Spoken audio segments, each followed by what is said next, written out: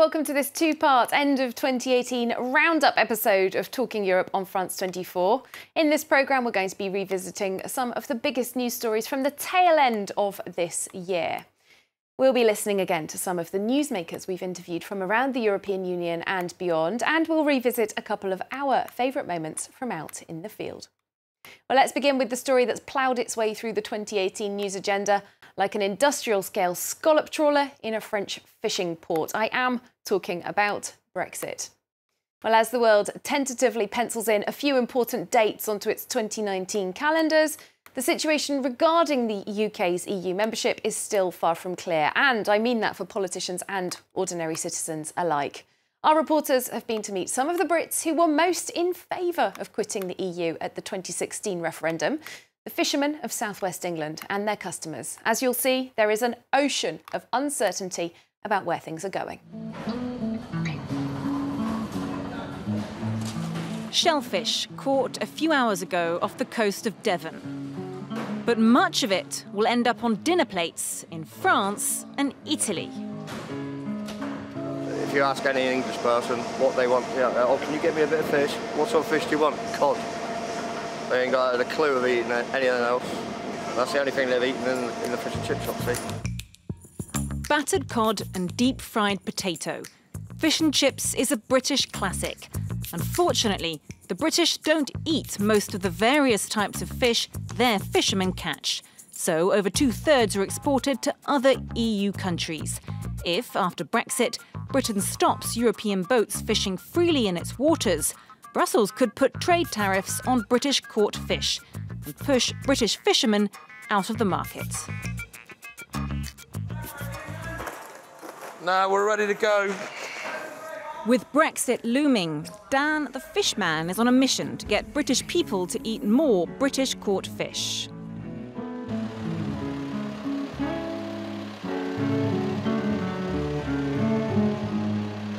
I'm ready for you. Look, you can't get much fresher and better than that, can you? Beautiful. Pleasure on a plate. I mean, you live by the sea, but is it easy getting fresh fish, or are there enough fish? No, Dan's the only one. Almost all UK fishermen voted to leave, hoping Britain would start limiting the amount European boats fish in its waters. Let's taste it.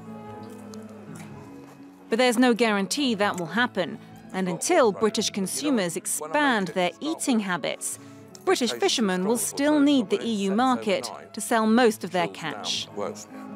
Most of my customers, I would say, in the country here and on the coast, voted out.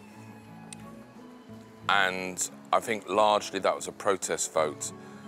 And the reality is now beginning to dawn on people, perhaps this was not such a bright idea.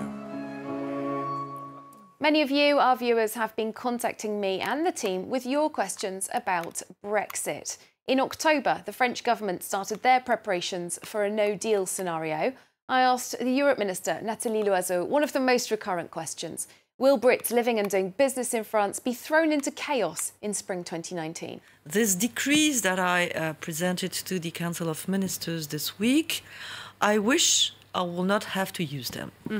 But in case there is no withdrawal agreement, I have to be ready to protect the interests of the French citizens, of the British citizens living in France, and of the freedom of circulation between the United Kingdom and France through the Channel. And of course we will be ready, and of course there won't be chaos.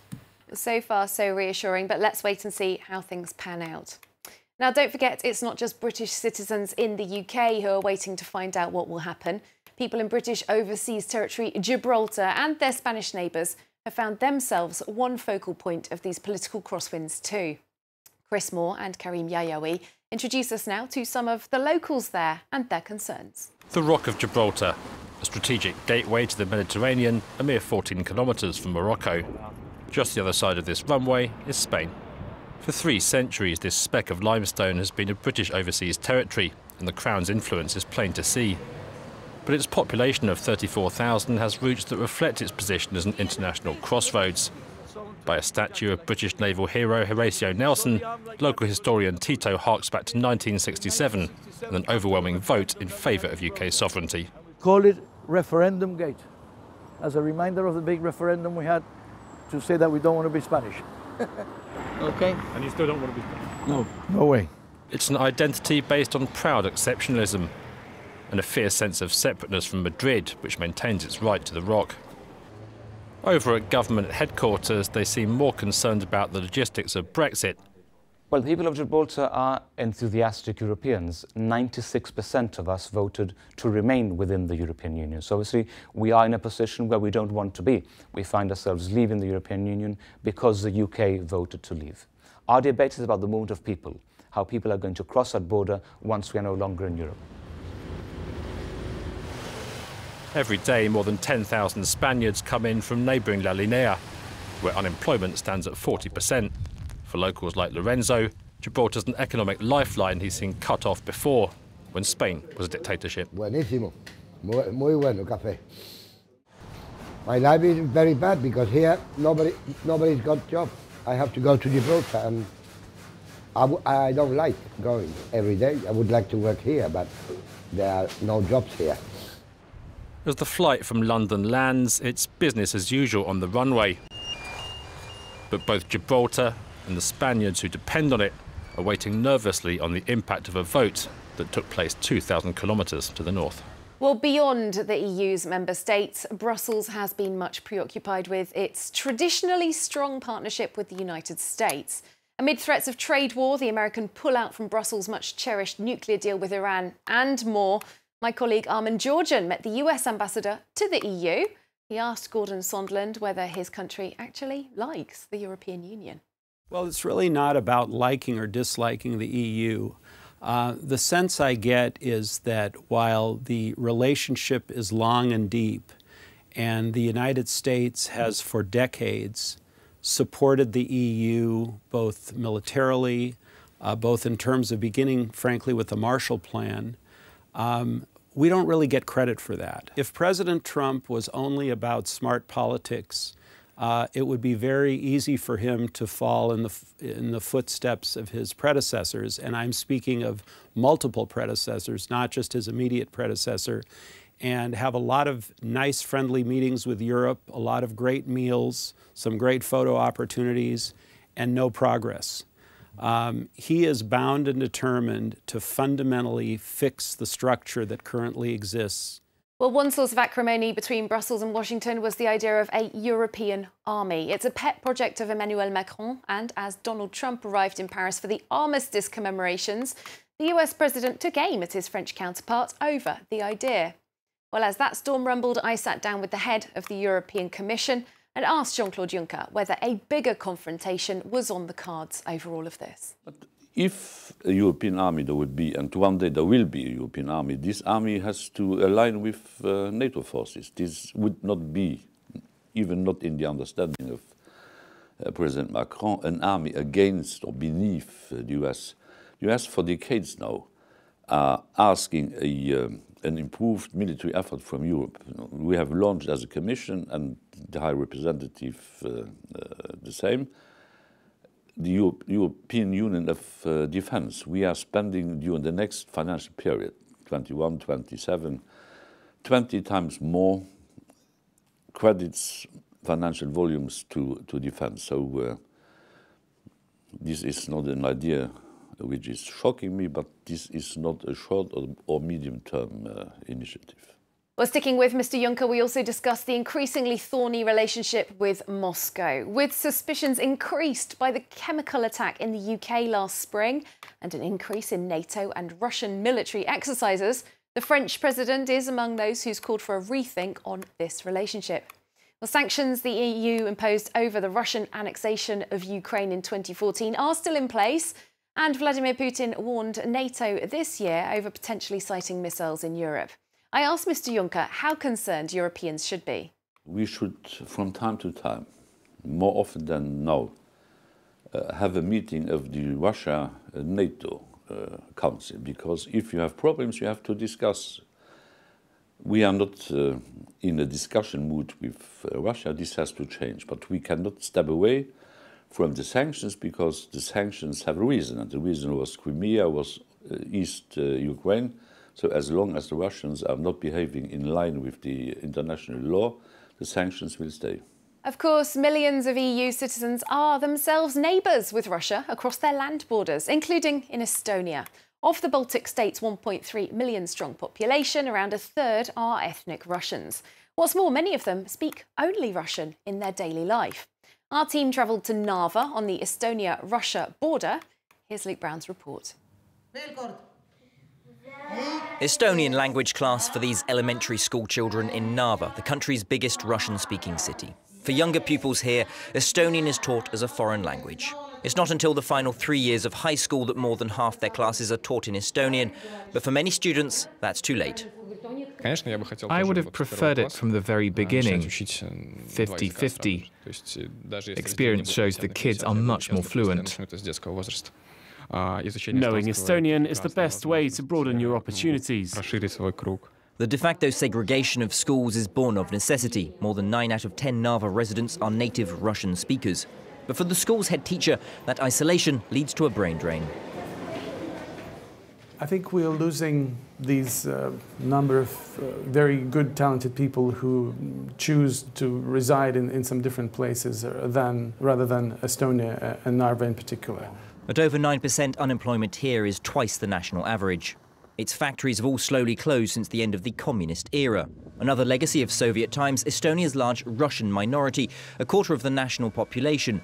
Almost 90,000 of them have so-called alien or grey passports, permanent residents but non-citizens. The Estonian government has sought to bridge that gap. In autumn 2018, President Kersti Kaljulaid temporarily relocated her office to Narva. And since 2015, the state media broadcasts a Russian-language channel, ETV+, to cater to Russian speakers and combat Moscow's influence. This channel is mainly informing the Russian people who live in Estonia about everything which is happening in Estonia. The integration process, it's also the process to involve the Russian community to social life in Estonia. For some, art and culture can help. The first edition of Station Narva Festival in September attracted headliners from Western Europe, such as Tricky and Echo and the Bunnymen. Estonia's government is nominating Narva as European Capital of Culture for 2024. The goal? Put Narva on the cultural map, as well as reverse a broader cycle of decline. As regular viewers of our programmes will know, we do like to meet members of the European Parliament out in their constituencies. So, for this story, that meant going to Narva on a pretty windy day to meet Estonian Centre Party MEP Yana Toom. With a Russian father and Estonian mother, she has personal experience of the situation and told us what she makes of the idea that Russian-speaking Estonians are poorly integrated into wider society. Estonians are not willing to integrate with Russians, frankly speaking. Why? Integrate to a certain extent.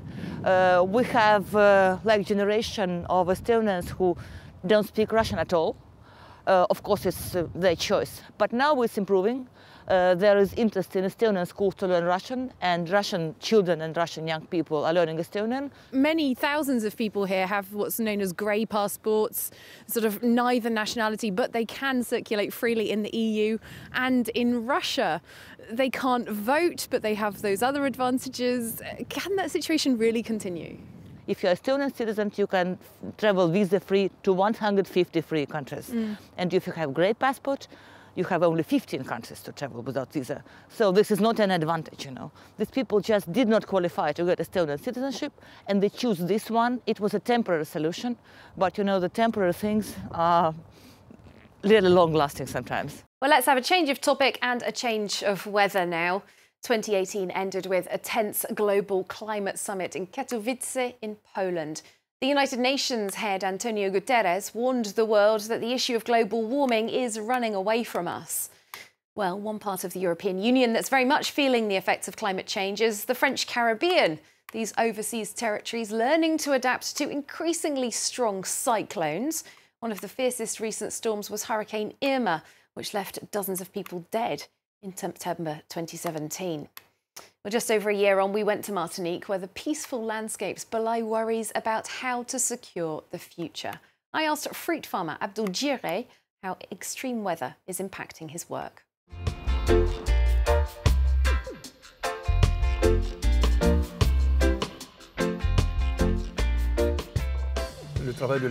In general, farming is hard work.